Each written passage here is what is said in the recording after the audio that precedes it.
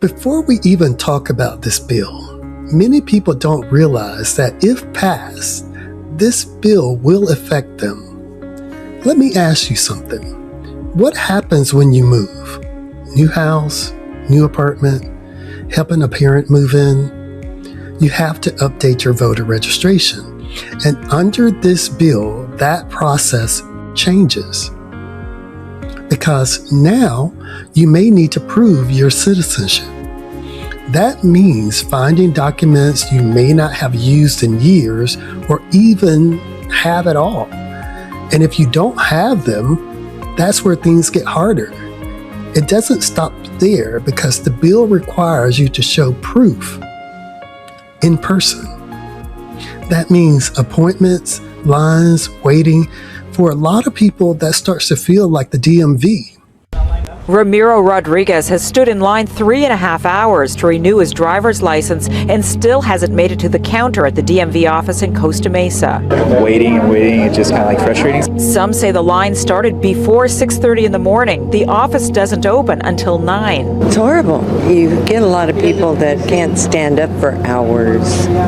You know, they have bad bags. A DMV spokesperson says the DMV has had computer system problems over the past 2 weeks. The DMV also says there are longer wait times at various California field offices due to changes that include implementing special cards called Real ID. Last January, the DMV started accepting Real ID applications. The cards, coming after 9/11, comply with federal air travel rules that kick in 2020. To get a Real ID, you need proof of identity, social security number, and California residency, and these documents must be submitted in person.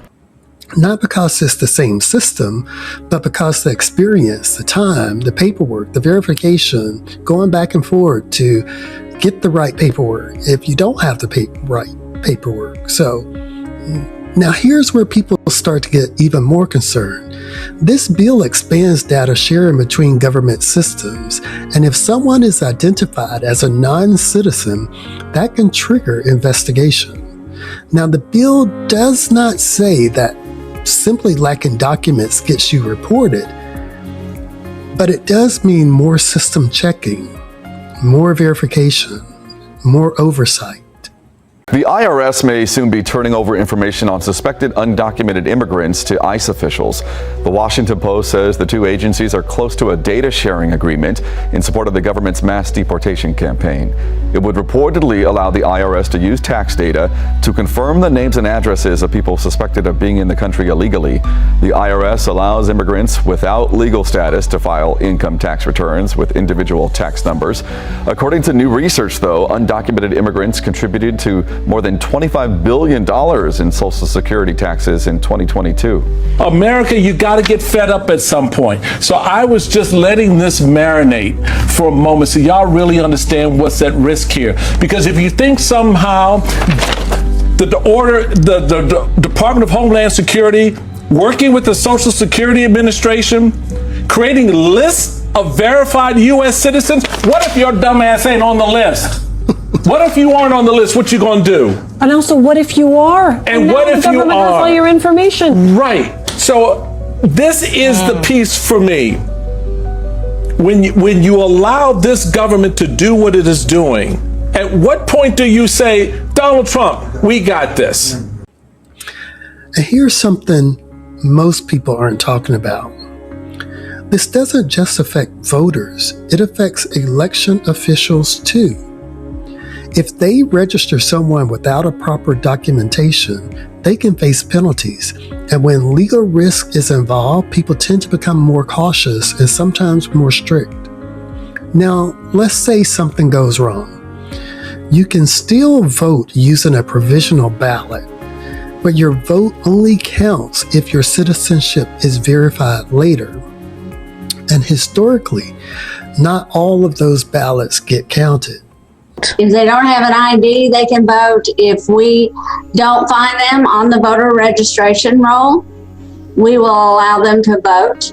So if they argue with us and say, well, I know I voted in the last election, I need to vote, we let them vote a provisional ballot. But what are provisional ballots? They get the regular ballot, But instead of walking over to the scanner to scan it and tabulate it, they are asked to place it in an envelope, and that envelope is sealed. And on the back of that envelope is an oath and information about the voter. That's right. You'll be asked to provide certain identifying information about yourself with that ballot. And that includes things like their birth date or their personal information, so we can search for them in our voter roll. But Elections Supervisor Jennifer Edwards says it's extremely important to note that just because you fill out that provisional ballot, it doesn't mean your vote automatically counts. So what does happen to those ballots? Our chief deputy, she begins researching those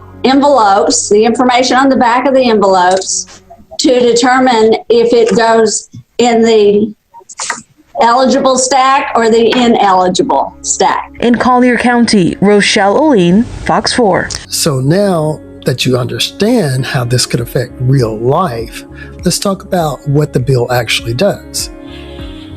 At its core, the SAVE Act requires proof of citizenship to register to vote in federal elections. There are many ways to prove that you are an American citizen.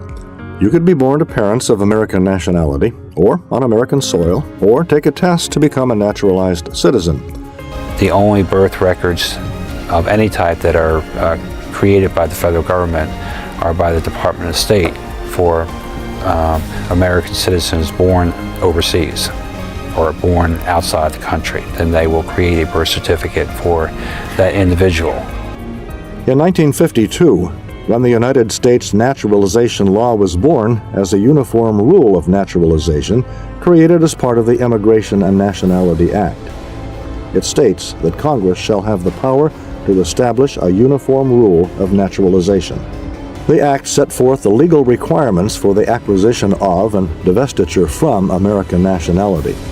The requirements have become more explicit since the ratification of the 14th Amendment to the Constitution.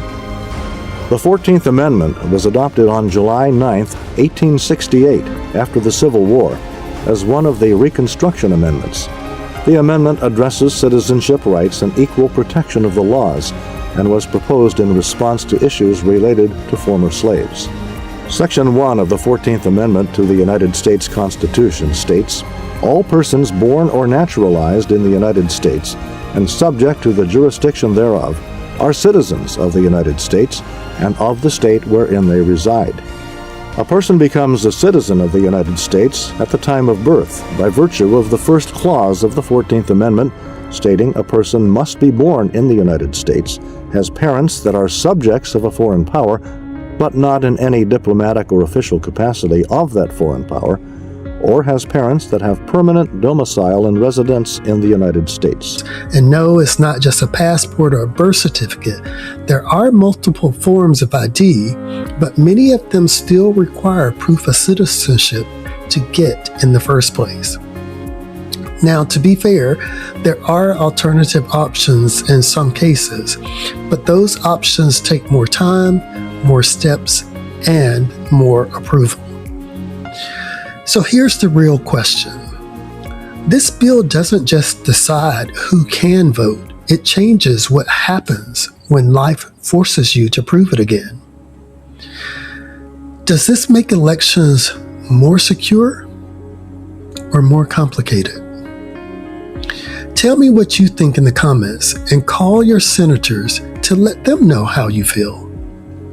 If this helped to inform you, follow for more breakdowns like this.